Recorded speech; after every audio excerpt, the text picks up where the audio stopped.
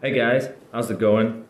First things first, I really want to thank to all of you who took their time and played the game recently and posted either a YouTube video or actually live streamed it on Twitch. It was really cool, and we got a lot of feedback and a lot of, conclusions and even bugs and crashes. We're going to be really working hard to get rid of all of these on time before the game is out on October 28th. Still, I think I just want to launch a game and jump into it and give you quick comments, couple of them, on things that I think raised a couple doubts and were not clear when either you guys were playing or some other guys were just watching it and commenting live. So the first thing that I wanted to talk about is the movement speed. We don't believe that this game is too slow or too fast for anybody because you can adjust quite easily the way that you move in Lords of the Fallen. The first thing is the actual movement speed depends on the weight of your character. If you go into character menu, you can see a weight on the bottom of the screen. Right now it's 2550 and it's yellow. And that means I'm the heaviest moveset. That's why my rolls are gonna be super slow. My jump is just gonna be short and without any roll afterwards because this is the slowest and the heaviest moveset. If I switch to a different moveset, like for example, if I wear a rogue armor, for example, and change my weapon to something lighter, like needles, for example, and I'll also take the shield out, it blocks the view a little bit, I want you guys to see everything. I'm gonna be way faster.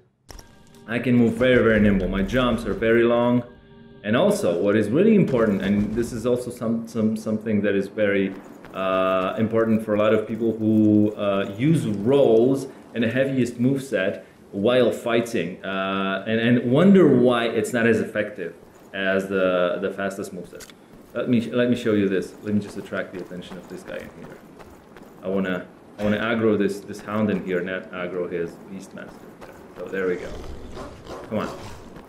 You will notice that when my camera is focused on the opponent, when I roll around him, these rolls are actually more of a circle direction. Your character is moving slightly around the opponent, whereas at the heaviest moveset, let me just switch back to the heaviest moveset that we have, symmetry armor, for example. Let's grab a shield and let's grab some heavier weapon like this one. Whereas rolling this way is way more of a straight line, as you can see in my roll.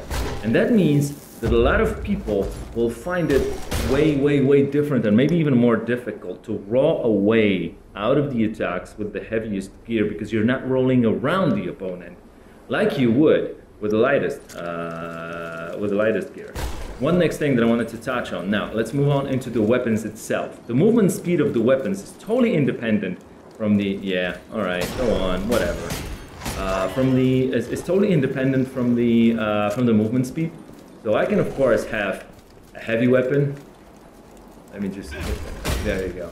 I can whirl wind attacks with a heavy hammer, with a great hammer. This is a unique feature of that weapon, unless the book gets it. And if I switch the weapon into something very light, let me just see, needles, for example. This is a good example. They move way faster. You can also try to do some very fast attacks like this one. And what is important, it's totally independent from the actual movement speed. I'm still very heavy roll, but I can move way faster. And even to push that further, you will notice that apart from the fact that we have like 10 different weapon movesets, each one of these can still have modifiers on top of that, like each single instance of a weapon. So for example, we have these needles in here, and let me just go into, there you go. And these needles have, you will see around the middle of the card of the weapon, you will see attack speed, and it says 110%. If we move into, I think I have a different set of, there you go. I also have Sting, and this weapon has 90 attack speed. And if I switch from one weapon to another, you will notice that whereas the needles, they're quite fast. If I switch to, let me just real quick, yeah, there you go. This is the Sting. They're slower. I mean, it's not very noticeable, but they still are slower. So even within each type of weapon, you still have differences between these. And one last thing before we move on to another set of topics. Magic. some people are wondering what's the difference between spells and gauntlet. It's quite simple, at least from the get-go, the way that we wanted to design it.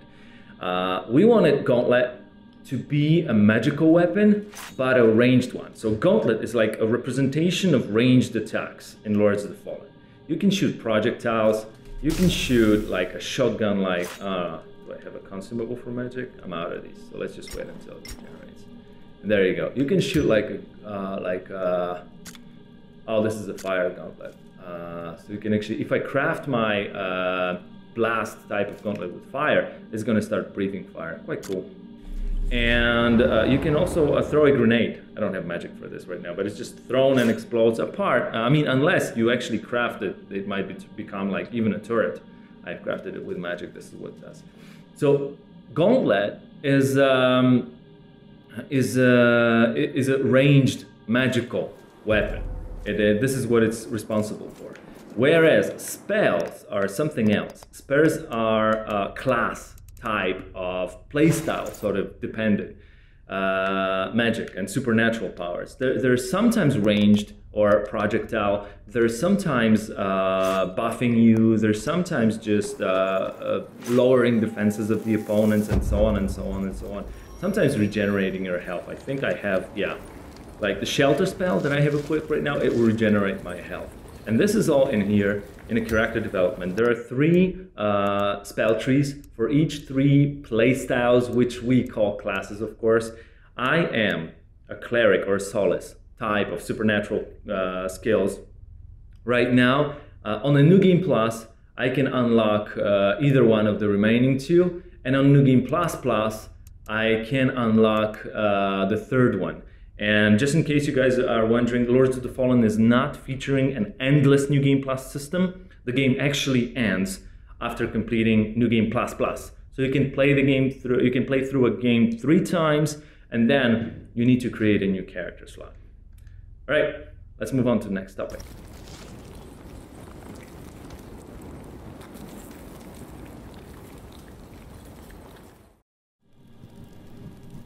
Okay, guys. Quick few words about the death system and about the difficulty in Lords of the Fallen. I decided to take off my shield and still wear a medium armor and be a fastest moveset. Staff is also a cool weapon. It can hit enemies twice in one swing, which is really cool. Now, I died a couple moments ago in here, and the ghost with my experience dropped in here. And the first thing that I wanted to say, and it might be unclear for some people, the time that it takes before your ghost starts leaking the experience depends on the amount of the experience multiplier that you had. So the higher the multiplier, the longer it takes for the ghost to start leaking. It's going to probably start leaking in just a second. You can see the ghost icon on the left side of my screen. Yeah, it just started leaking now. Also, there's a buff icon just above my health bar that appears when I get into the vicinity of the ghost. What this buff actually does, it does 3 things for all the 3 bars of your character in here on the HUD. The first thing is it introduces a health regeneration, and it also increases the regeneration of both energy and magic. So this is a really cool thing.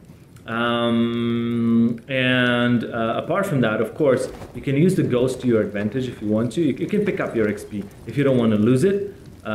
You won't be able to pick up your multiplier though, but you can also use it tactically and restrain from picking it up, and it is going to give you a buff in a battle, as you know already, increasing your regeneration and making you more effective in the fight. Let's actually pick it up, and let's kill this guy first. Or no, the other guy's probably going to be more important for now. This is a variation of the fast and agile opponent. Ouch, ouch. Alright, let me see if I can hit both of them. For a moment I could, good. Alright, not bad. Alright, let's try to heal first. Then, what I wanted to do is to stun lock this guy. What is important is there is a perfect timing window for each of the attacks, for each of the weapons in the game. So it's not like only for short weapons and the combos that you want to pull off. There's a perfect timing window. It actually works for all the weapons. Why? Because if you hit a perfect timing window, the next attack of your weapon consumes less energy. It's a very skill-based tactics. And talking about the difficulty, it's also very important. We understand that for some people, fighting with a heavy build, character builds might feel or look like an easier way to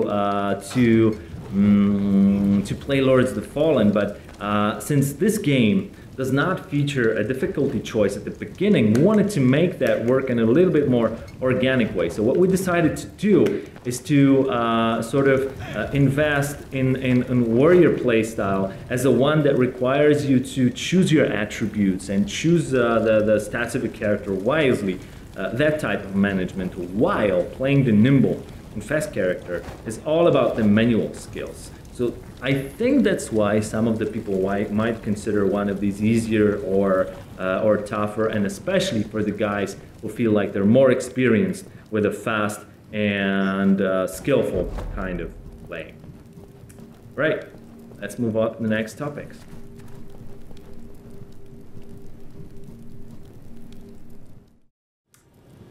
One last topic that I wanted to touch on is the story and things related to it. We're back at the monastery, by the way. And I wanted to tell you about the layers on which Lords of the Fallen is telling the story. The first thing is the most obvious one, the cutscenes, the dialogues, and all the choices that you make in there. This is the top level of the storyline. I'm quite OP right now because I just got back to the area that I was before, and so it turns out like this. And this is the first layer of the storyline, but for all these guys that want to dig deeper, there is also a layer of the lore that can be uncovered with the audio logs that you find throughout the game.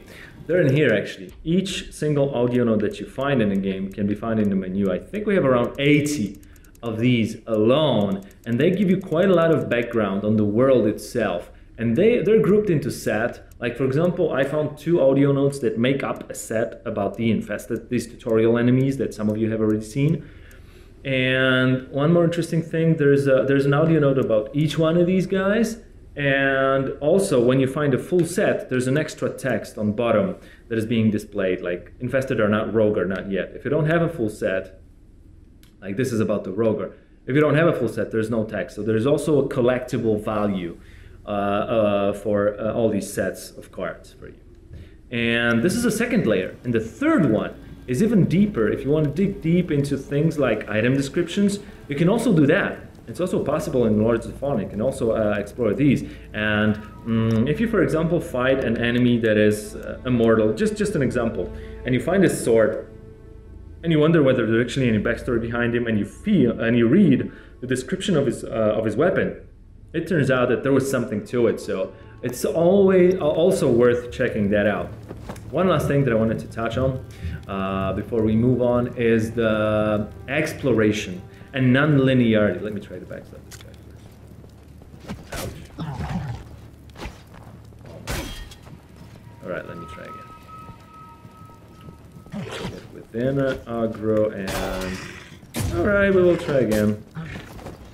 No worries. Actually, I'll just do this. Jumping attack, leaping attack is quite useful. This is the area, by the way, just after the commander boss. Some of you have seen this guy already. There's also a portal that opens up after you defeated commander. And I won't go in here right now, but it's a very interesting challenge. It's actually not the one that you go in and grab a free loot. It's slightly more complicated.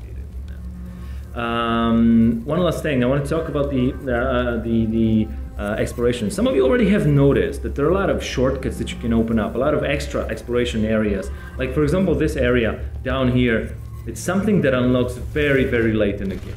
It's you fight commander in here. This is the square of the judges. There's the arena just downstairs. But there is also a locked part. Oh, let me just quickly finish this guy first. There's also a locked part of that arena, just down here. And there is, just behind the chapel that you can see. And there is also this part, we call it a gardens. It's, and it does hold some treasures, as you can see, but it's a very, very sort of end game type of place that you open up very late in the game. So there's a lot of re-explorability and explorability as well. And it's always worth checking that out in Lords. And I think it depends on the type of the player that you are. For some people, it will take like 12, 13, 15 hours to finish the game if you're only in the main plot. But if you guys want to max out the game, I could easily see that taking even 50 hours, because once you actually just go through the storyline and finish that, you will only see like even way less than half of the game. So there is something very interesting. And with this, one last thing that I wanted to touch on is the settings. This game is not a PC port. The PC version of the game is being developed on parallel with all the extra things. So you can customize your controls. You can even do a lot of graphical settings in here, as you can see. So we wanted to make sure that the PC version of the game that doesn't feel like a straight port from the consoles, which is not. In this case, it's been in development from the very beginning with all the other PlayStation 4 and Xbox One versions. Thanks a lot, guys. That was a very quick sort of reactional video from me. My name is Tomasz Gop. I'm an executive producer on Lords of the Fallen. I just wanted to give a couple details in case you were wondering about these tiny tidbits of extra things about mechanics or lore, storyline exploration in Lords of the Fallen, and secrets. We got a lot of them. Thanks a lot, and catch you guys later. I'll be trying to follow you on YouTube and Twitch. I'm really interested what you guys think about the game once it's out, 28th of October, 2014. Thanks, and take care. Cheers.